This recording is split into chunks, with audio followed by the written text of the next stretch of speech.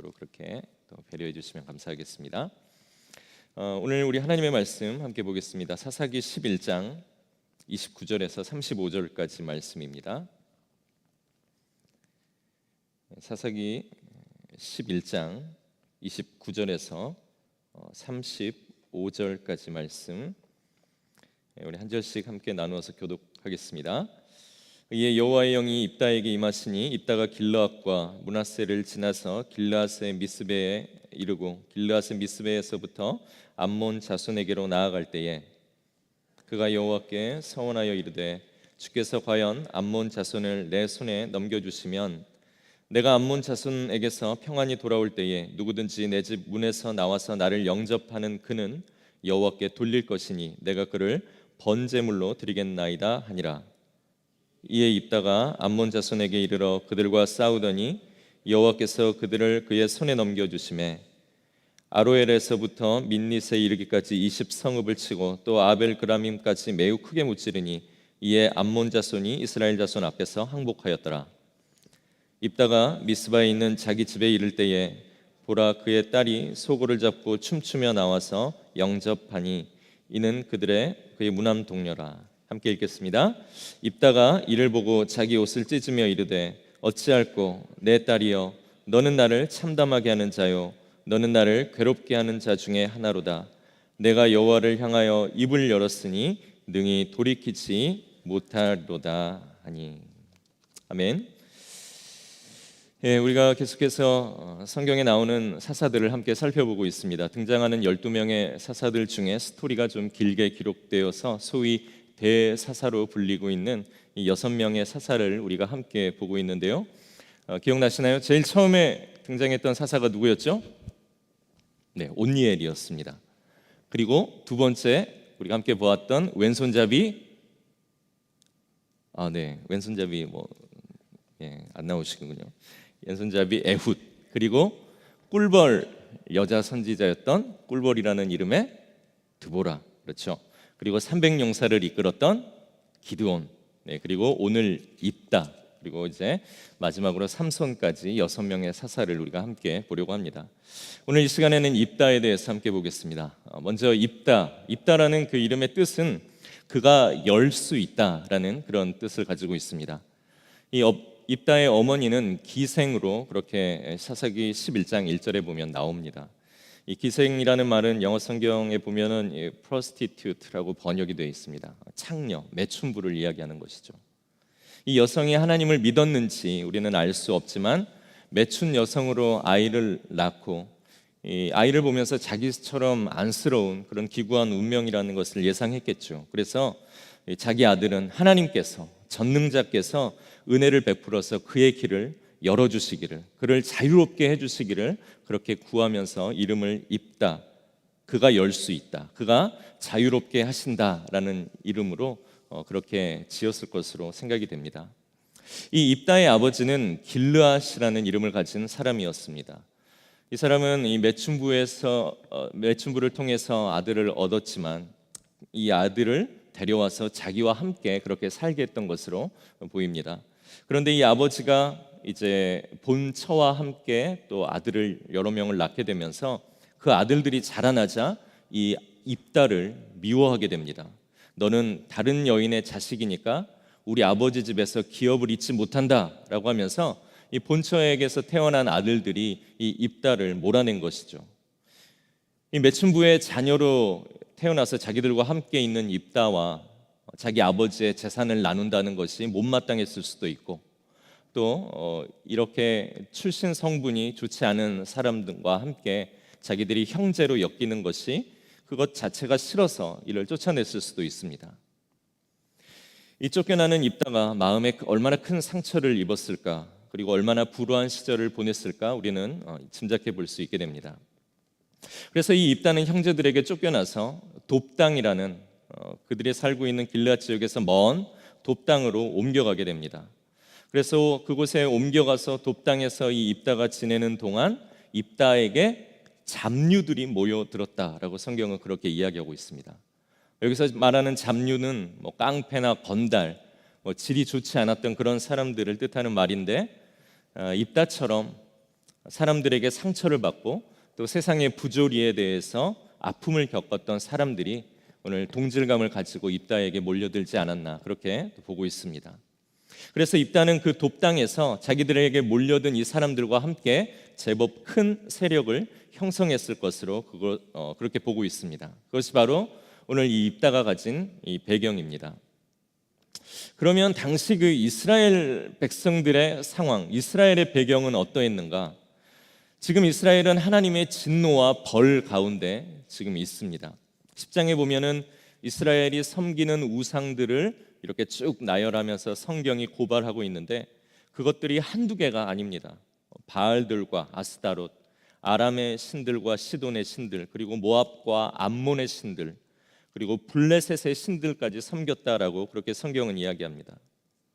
그러니까 바알 하나만 섬긴 것이 아니고 그 바알 중에도 바알들, 그리고 아람과 시돈의 신이 아니라 또 그 땅에 있는 모든 또 잡신들, 그러니까 얼마나 많은 그리고 얼마나 다양한 우상들을 섬겼는가 하는 것을 오늘 이 사사기가 보여주고 있는 것이죠. 이스라엘의 영적 상태가 지금 점점 최악으로 이렇게 흘러가고 있는 것을 보여주는 그러한 모습입니다. 그래서 하나님께서 이 이스라엘 백성들을 심판하시죠. 언제나 모든 그 하나님의 심판은 벌로 그치는 것이 아니라 다시 하나님의 자녀로 회복시키기 위한 그런 두 가지의 목적이 함께 있습니다. 그래서 오늘 하나님께서는 이번에는 이스라엘 백성들을 블레셋 사람들과 암몬 사람들의 손에 오늘 넘기게 됩니다. 그리고 말씀하십니다. 이제는 내가 너희를 구원하지 않을 거다. 너희들이 다른 신을 섬겼기 때문에 이제 너희들이 고통당하고 어려움 당하면 너희들이 섬겼던 그 신들에게 가서 구해달라고 해라 라고 하면서 하나님께서도 짐짓 이 이스라엘 백성들에게 굉장히 많이 실망하시고 분노하고 계신다라는 것을 볼 수 있습니다. 이 18년 동안을 적들에게 억압을 당하고 이스라엘 백성들이 괴롭힘을 당하자 그들이 다시 하나님 말고는 자기들을 도와주고 구원해 줄 만한 소망이 없다는 것을 발견하게 되죠. 그래서 이번에도 하나님의 도우심을 간절히 구하면서 18년 동안 자기들의 억압 가운데서 하나님께서 구원해 주시기를 간절히 바랍니다. 그런데 이번에는 누가 시키지도 않았는데 이방 신상들을 막 이스라엘 사람들이 다 그냥 버리고 하나님만을 섬기기로 막 그렇게 작정하면서 나옵니다. 처음에는 건져달라고만 그렇게 하나님 앞에 기도를 했는데 이제는 구원해 주시면 좋은데 그렇지 않아도 하나님 눈에 보시기에 좋을 대로 그냥 우리에게 해 주십시오라고 하면서 그냥 하나님만을 구하게 되는 그런 기도의 제목으로 바뀌게 됩니다. 그랬더니 하나님이 좀 놀라신 것 같습니다. 뭐야 얘네 왜 이래 막 이러면서 이런 심정과 비슷한 표현을 오늘 사사기 10장 16절에 나오는데요. 우리 16절 말씀을 한번 읽어보겠습니다. 다 같이 시작. 자기 가운데에서 이방 신들을 제하여 버리고 여호와를 섬김에 여호와께서 이스라엘의 곤고로 말미암아 마음에 근심하시니라. 우리가 범죄했으니 그냥 하나님 눈에 보기 좋을 대로 그냥 우리에게 행하십시오라고 이렇게 나오자 이제는 하나님이 오히려 이스라엘이 고난받는 것 때문에 마음에 근심이 되었다라고 그렇게 성경이 이야기합니다. 오늘 여기서 나오는 근심하다라는 말은 조급해하다라는 그런 의미입니다. 회개하고 하나님 앞에서 변한 삶을 살기로 결단하고 또 실제로 그렇게 변한 삶을 살아가자 이스라엘 백성들이 적들에게 고통받는 모습을 보면서 이제는 하나님의 마음이 조급해졌다라고 그렇게 성경은 이야기하는 것입니다. 사람이 조급하면 일을 그르치지만 하나님이 조급해 하시면 그 사람 안에 그 인생 안에 하나님의 은혜가 임하고 또 그 공동체 안에 하나님의 새로운 일이 나타나게 되는 것이죠. 그래서 우리 안에 우상을 버리는 회개와 함께 또 하나님 좋으실 대로 오늘 내 삶을 그냥 인도해 주십시오 하고 우리 자신을 부정하고 하나님을 무한히 긍정하는 그러한 개인에게 그러한 공동체에게 하나님의 무엇이 나타납니까? 하나님의 조급하심이 나타나는 겁니다. 이 사람 그냥 두어서는 안 되고 이 교회 이 공동체 내가 그냥 둘 수 없다라는 하나님의 조급하심이 그 사람과 그 공동체 가운데 임하면서 하나님의 은혜를 얻게 되는 놀라운 일들을 경험하게 되는 것이죠. 그래서 우리가 이것을 뭐 공식처럼 응용을 하고 사용해서 하나님을 움직이겠다 하는 그런 나쁜 의도를 가져서는 안 되겠지만, 하나님이 어떠한 상황에 있는 사람들을 보고 하나님의 마음이 조급해 하시는가를 우리가 오늘 말씀을 통해서 배울 수 있게 되는 것입니다. 그래서 이제 이스라엘 백성들이 막 고통당하고 울부짖는 것을 보면서 하나님의 마음이 조급해져서 사사를 준비시키시고 이제 그들을 구원하시기 시작하십니다. 그래서 하나님께서 이번에 준비시키신 사사, 그가 바로 입다입니다. 지금 대적 암몬은 이스라엘 백성들을 치려고 길르앗에 모여서 진을 치고 있습니다. 그래서 이 두려움에 떨던 길르앗 지파의 이 어른들, 장로들은 이 입다를 이제 찾아옵니다.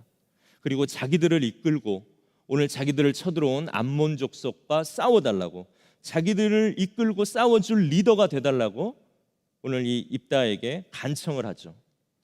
그러니까 이 입다는 쫓아낼 때는 언제고, 이제 와서 자기 세력이 좀 커진 것을 보고 자기에게 와서 모든 백성들의 리더가 되어달라고 하니까 얼마나 이 찾아온 사람들이 미웠겠습니까? 그러나 오늘 입다는 자기가 상처받은 어린 시절, 그 쫓겨난 그의 아픈 과거를 보상받는 그러한 심정으로, 전쟁에서 이기면 그럼 내가 너희 지파를 다스리는 지도자가 되게 해주겠냐? 오케이, 그러면 내가 너희와 함께 싸우겠다라고 하면서 그러한 조건부를 걸고 그 제안을 승낙하게 됩니다. 그래서 이제 입다가 사람들을 이끌고 암몬 족속들과 싸워야 하는 이제 리더의 자리에 올라가게 됐죠.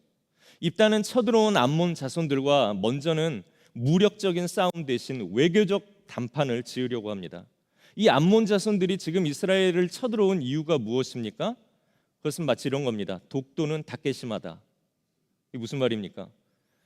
잘 살고 있는데 갑자기 어느 날 와가지고 이 땅이 내 땅이다라고 이야기하는 겁니다. 그래서 이 잘 살고 있는 이스라엘 지파 땅에 와가지고 여기가 원래 우리 땅이었으니까 이제 내놓으라는 겁니다.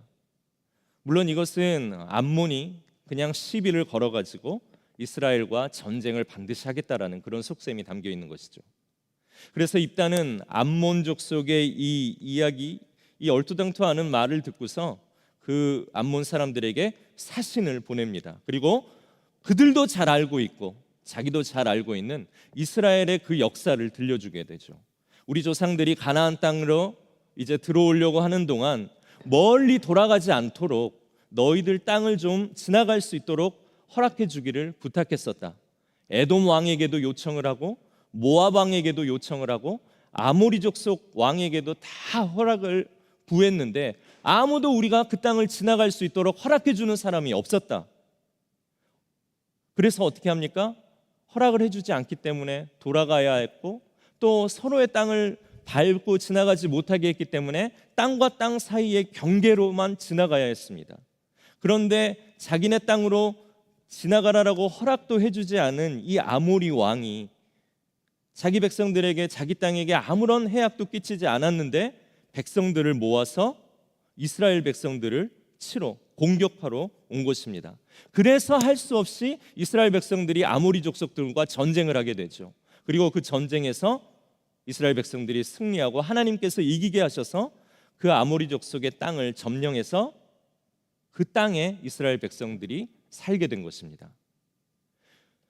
아모리 족속의 모든 땅을 그때부터 점령해서 우리 조상 때부터 여기 살게 된 것이다 라고 하면서 오늘 이 입다는 자기들이 애굽에서 출애굽하여서 가나안 땅으로 들어오면서 했던 모든 여정과 그 여정 속에서 일어났던 모든 전쟁들에 대해서 오늘 이 암몬 족속에게 사신을 보내 설명을 하죠. 우리가 이해를 돕기 위해서 지도를 한 몇 장 준비를 했는데요. 첫 번째 지도를 보면 잘 보이십니까? 잘 안 보이네요. 여러분들의 그 집중을 끌기 위해서 일부러 더 잘 안 보이게 하는 의도도 있었습니다. 여기는 이제 이스라엘 땅을 이렇게 우리 간략하게 이제 보여준 것이고, 두 번째 지도를 보면 조금 더 이제 큰 지도가 나오는데 저기 점점들이 해안가 옆으로 점점들이 이렇게 있죠. 여기가 이제 사사 시대에 이스라엘 백성들이 살았던 그런 지역을 그냥 이렇게 편하게 보여준 것입니다. 그리고 세 번째 지도를 보면 이제 그 암몬 족속이 어디 있는지 보이시죠? 요단강을 중심으로 해서 오른쪽 그 밑에 쪽에 보면은 동그랗게 해서 암몬 족속이 살았던 지역이 나옵니다. 그리고 그 옆으로 길쭉하게 나온 곳이 있죠? 이곳이 오늘 암몬 족속이 쳐들어와서 전쟁을 하려고 했던 이스라엘의 세 지파, 두 지파 반이 살았던 그 지역입니다. 그래서 암몬 족속이 오늘 이곳으로 와서 서로 이렇게 대치하는 그 지역이기 때문에 전쟁이 자주 일어났던 그런 지역인데 오늘 그 땅을 내놓으려고 그렇게 지금 협박을 하고 있는 것이죠. 그리고 이제 마지막 지도를 보면 다음부터는 지도를 아주 크게 좀 준비할 수 있도록 하겠습니다. 지금 보면은 노란색 선이 보이세요? 노란색 선이 암몬에서 이제 미스바로 암몬 사람들이 이제 쳐들어간 것이고, 저 위에 빨간색으로 이렇게 라인이 있고 제일 끝에 돕이라고 하는 지역이 보이시죠? 그 돕에 입다가 살고 있다가 미스바로 암몬 족속과 전쟁을 하러 내려온 곳입니다. 그래서 결국 미스바에서 다시 이 암몬 족속을 쳐서 그들을 라빠까지 물러가게 하고, 그들을 제일 끝에 있는 핑크색으로 보이는 저 민낫과 아벨 그라밉까지 쳐서 완전히 격퇴시키는 이제 이 지도를 보였는데 지도가 큰 효과가 없어서 다음부터 더 연구해서 조금 더 큰 거를 가져올 수 있도록 하겠습니다.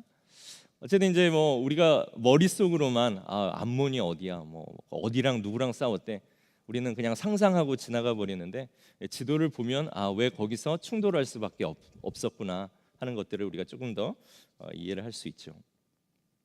그래서 이 입다는 사람들에게 이야기하는 겁니다. 너희 신이 어딘가를 전쟁하게 해서 그 땅을 취하게 하면 너희들이 그 땅 차지하는 거 아니냐. 우리도 우리 하나님이 그 땅을 차지할 수 있도록 주셨는데 우리가 그 땅을 차지하지 못할 것이 무엇이겠느냐. 이곳은 하나님이 우리에게 주신 땅이고 너희 암몬에게서 뺏은 땅도 아니고 우리는 아모리 왕들과 전쟁을 해서 그 땅을 차지한 것이다. 그리고 그 땅에서 지금 300년 넘게 살고 있는데 왜 지금까지 아무 말 하지 않고 있다가 이제 와서 네 땅이네 내 땅이네 하면서 돌려달라고 하느냐. 이 땅은 다케시마가 아니라 독도다라고 이야기하면서 그 땅의 소유권이 자기들에게 있음을 이렇게 이야기하죠. 그래서 이따가 어떻게 해서든지 외교적으로 좀 이 문제를 풀어보려고 했는데 암몬 족속이 이 말을 들을 리가 없겠죠. 그들은 전쟁을 하기 위해서 왔고 이스라엘 백성들을 치기 위해서 왔기 때문에 암몬 족속이 그 말을 듣지 않습니다. 그때 여호와의 영이 입다에게 임했다라고 성경에 나옵니다.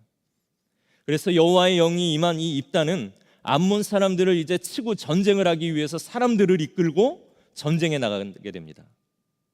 그런데 비극이 여기서 일어나게 되죠. 우리가 입다 하면 제일 먼저 떠오르는 사건이 무엇입니까? 바로 딸을 번제로 바치겠다라는 경솔한 서원 기도가 입다를 우리가 생각할 때면 기억에 떠오르는 부분인데요. 30절과 31절의 말씀에 나옵니다. 제가 한번 읽겠습니다. 그가 여호와께 서원하여 이르되 주께서 과연 암몬 자손을 내게 넘겨주시면 내가 암몬 자손에게서 평안히 돌아올 때에 누구든지 내 집 문에서 나와서 나를 영접하는 그를 여호와께 돌릴 것이니 내가 그를 번제물로 드리겠나이다 하니라.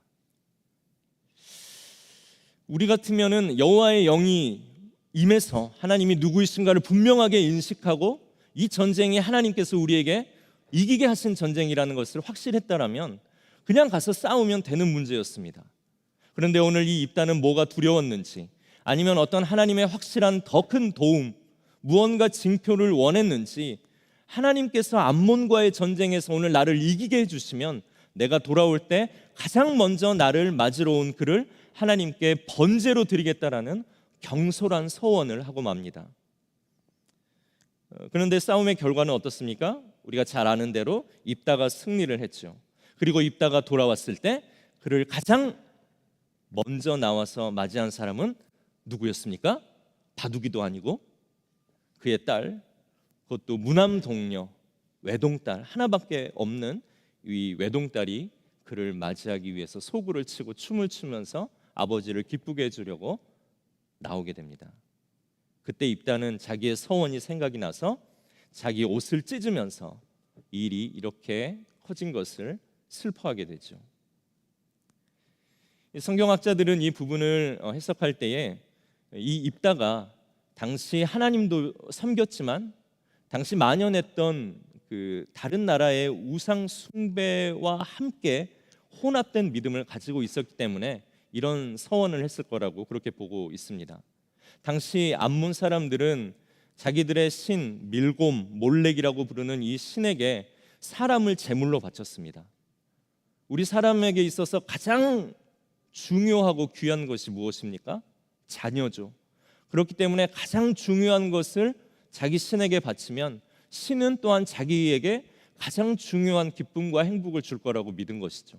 그래서 이 인신제사, 특별히 어린 아이들을 그 신에게 태워서 드리는 이러한 인신제사가 유행이었고, 우상 숭배와 만연했던 그러한 이스라엘 문화 속에서 입다는 어느덧 모르게 그러한 영향을 받아서 하나님의 영이 임했을 때 하나님께 순종하며 나가면 됐지만, 오늘 이러한 영향 속에서 하나님께 나아가며 자기도 하나님께 무언가 가장 귀한 걸 드리면 하나님이 자기의 기도와 소원을 응답해 주리라는 생각에 오늘 가장 먼저 나온 것을 하나님께 드리겠다라는 이런 경솔한 서원을 하고 맙니다.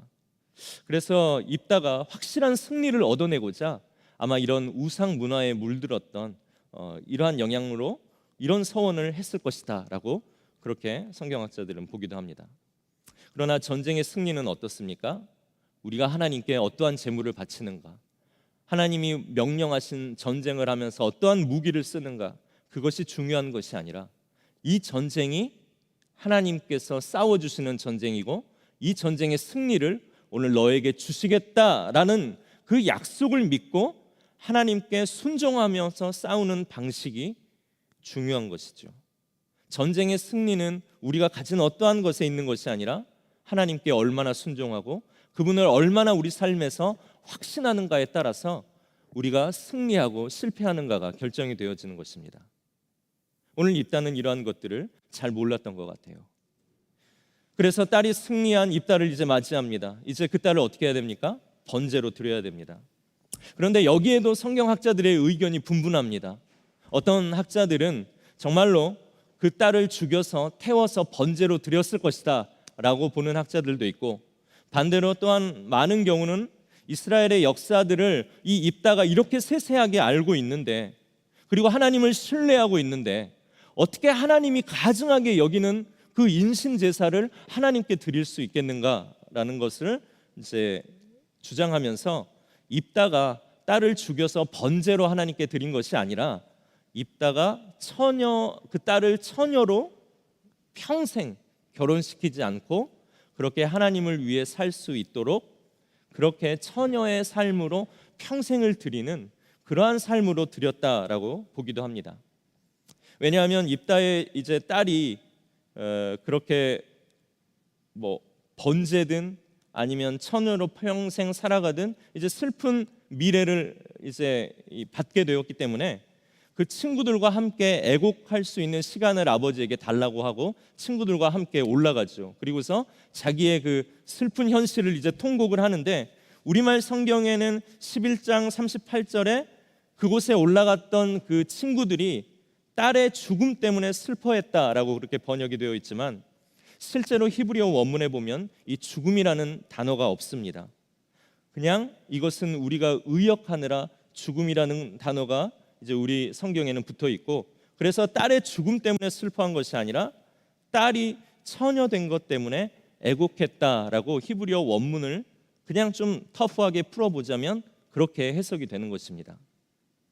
그래서 이 당시 여성으로 태어나서 결혼을 못한다든지 또 결혼하지 못해서 아이를 출산하지 못했을 때 그 당시 문화로는 이 여인으로서 태어난 것을 굉장히 수치스럽게 여기고 그것이 그 여인에게 있어서 최고 가슴 아픈 일이 되는 것입니다. 그래서 이 아버지의 경솔한 서원 때문에 그냥 그녀를 불에 태워서 죽이는 번제가 아니라 정말로 그녀가 평생 결혼하지 못하고 아이를 출산하지 못하는 그러한 신분과 조건으로 평생을 살아가야 했다. 이것이 오늘 입다가 이 딸을 번제로 드렸다라는 것의 의미가 아닐까라는 것에 많은 학자들이 동의하고 저 또한 이 해석에 동의하고 있습니다.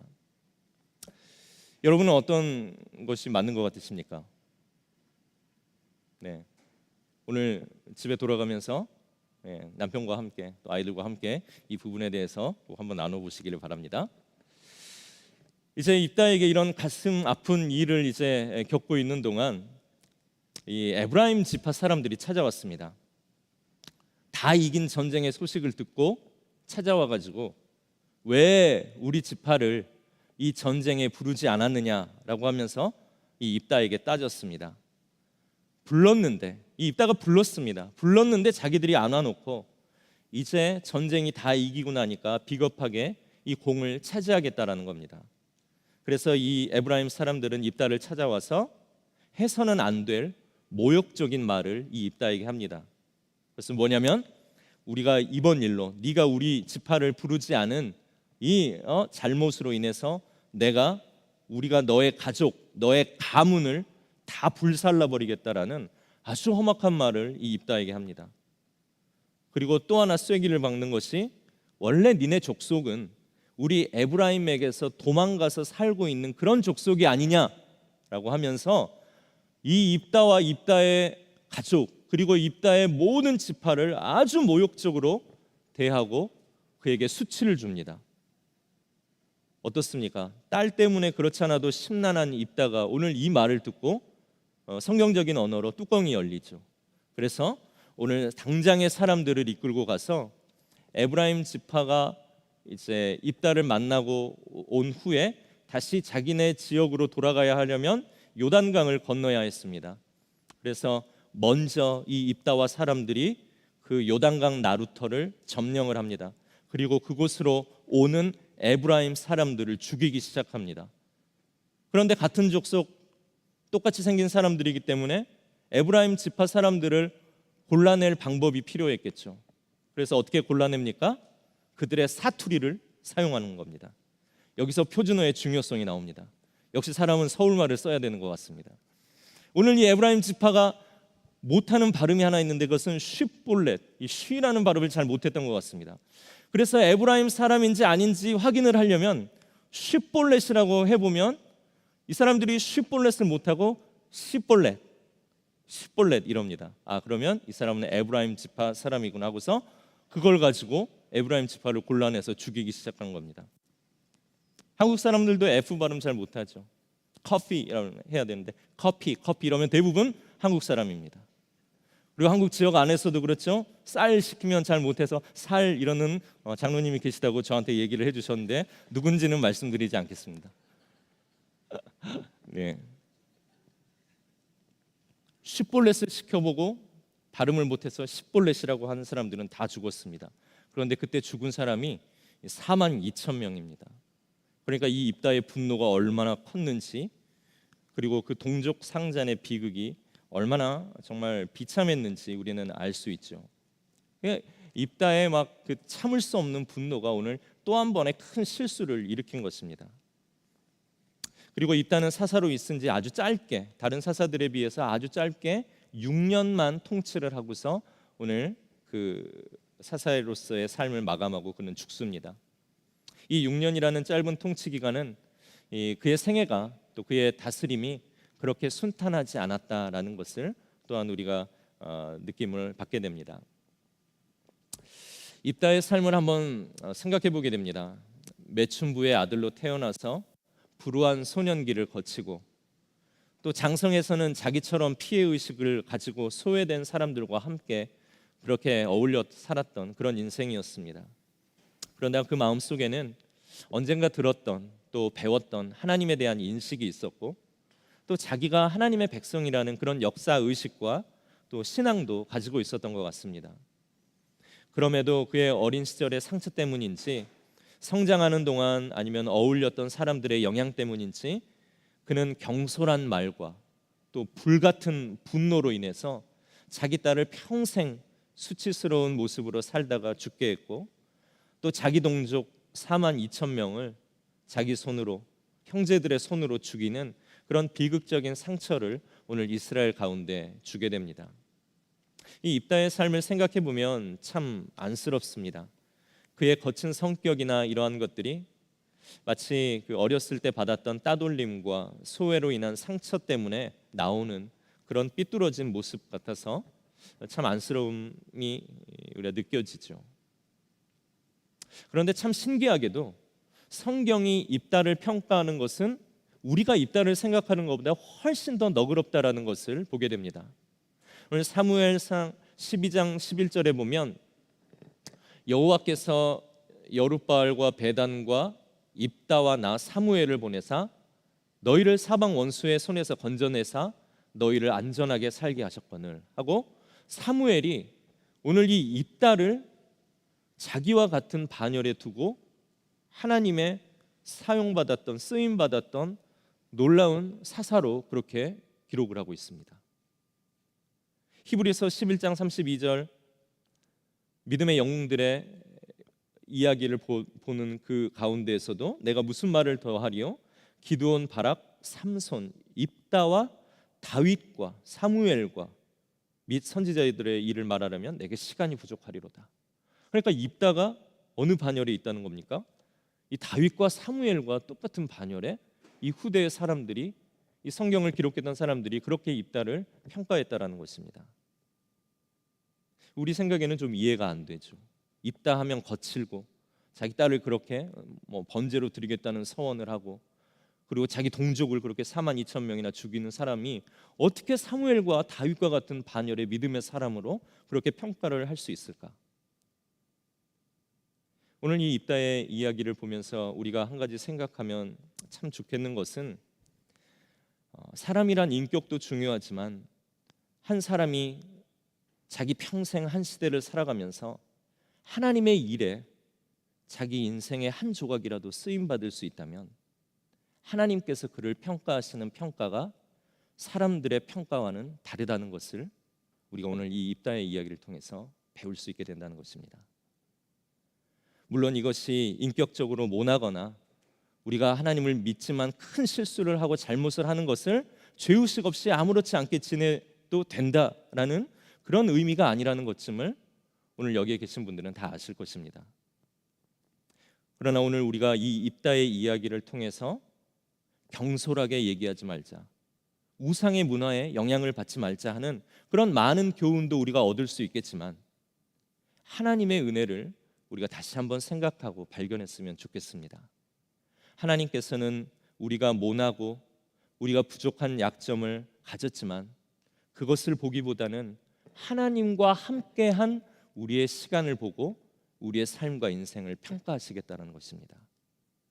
우리는 허물로 가득하지만 우리가 예수 그리스도를 믿음으로 우리를 덮고 있는 예수 그리스도의 보혈을 하나님께서 보시고 그를 의롭다 하신 것처럼, 그것이 하나님의 은혜인 것처럼, 오늘 우리가 비록 여러 가지 모습으로 못나고 정말 입다와 같이 우리의 말은 늘 경솔하고 우리에는 분노를 참을 수 없는 그런 다혈질의 그런 하나님의 은혜가 늘 필요한 사람들이지만, 오늘 나 같은 사람도 하나님께서 사용하여 주셔서 내 삶이 하나님께서 이루고자 하시는 그 일에 정말 조금이라도 쓰임받는 그런 내 인생에 정말로 하나님과 겹쳐지는 그 조그만 시간들이 있다라면 하나님은 오늘 그것을 보시고 우리 인생을 평가하시겠다라는 것입니다.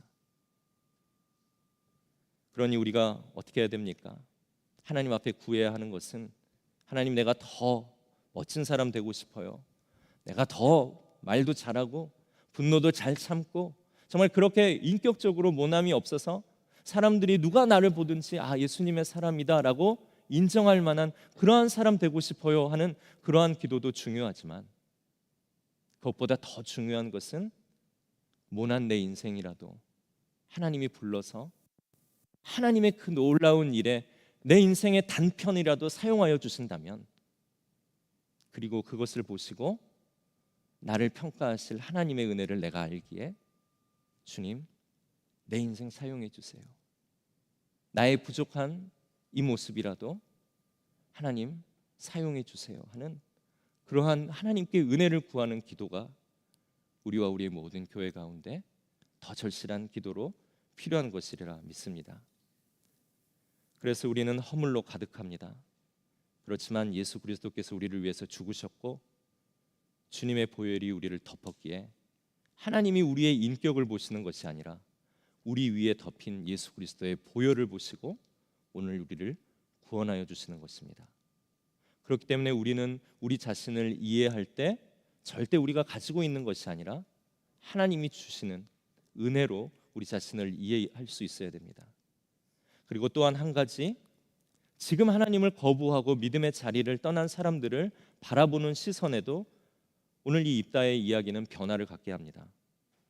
지금 이 예배의 자리, 이 기도의 자리를 떠난 사람들이 있습니다. 그런 우리 가족들이 있습니다. 하지만 그런 나약한 신앙도 여호와의 영이 그에게 임하여서 그가 정말로 그의 인생의 단편이라도 하나님께 쓰임받고 하나님의 계획 안으로 들어온다라면 지금까지 그들이 하나님을 부인하고 그들의 말의 경솔함이 하나님을 인정하지 않고 하나님을 분노하게 했을지라도 하나님께서는 하나님과 연결되어져 살아가는 그 단편의 그의 인생을 통해 그를 의롭다 인정하시는 은혜를 그에게 부어 주신다라는 것입니다. 그러니 오늘 예배 자리를 떠난 우리의 자녀들을 위해 기도할 때 하나님의 은혜를 구해야 되겠죠. 우리가 그렇게 외치고 그렇게 전해도 그 마음의 견고한 진이 무너지지 않는 사랑하는 우리의 가족들을 위해 기도할 때 더 큰 하나님의 은혜가 그들의 견고한 진을 무너뜨릴 수 있도록 우리가 그렇게 기도해야 되겠죠. 또 우리 오이코스 안에서 여전히 몇 년을 똑같이 우리가 하나님에 대해서 권면하고 하나님에 대해서 들려주어도 마음이 돌이키지 않고 언제나 어린아이와 같이 보이는 연약한 믿음을 가진 사람들이라 할지라도 하나님의 영이 그들에게 임하여 그들의 시간이 하나님 앞에 쓰임 받는다라면 오늘 그들에 대한 평가는 우리가 바라보는 평가와 너무나도 다르다는 것을 알기에 우리가 소망을 잃지 않고 그들을 위해 기도할 수 있게 되겠죠. 하나님이 원하시는 것은 바로 이러한 것인 줄로 믿습니다. 오늘 우리를 이 자리에 부르신 것도 우리가 입다보다 나아서가 아니라 오늘 우리를 불러 하나님이 얼마나 위대하신가를 보여주기 위하여 비록 부러진 연필이지만 그 부러진 연필을 가지고도 똑바르게 써내려 가실 수 있는 하나님이 계시기에 오늘 우리는 이 자리 가운데서 다시 한번 하나님의 은혜를 고백하고 또 하나님의 은혜가 필요한 모든 사람들을 향해 우리가 경솔히 판단하지 않고 주님의 영이 그들에게 임할 때 하나님이 그들을 어떻게 보실까를 늘 기대하는 심정으로 오늘 그들을 위해 기도할 수 있는 저희들이 될 수 있어야 될 것입니다. 오늘 말씀의 제목 입다, 은혜를 입다입니다.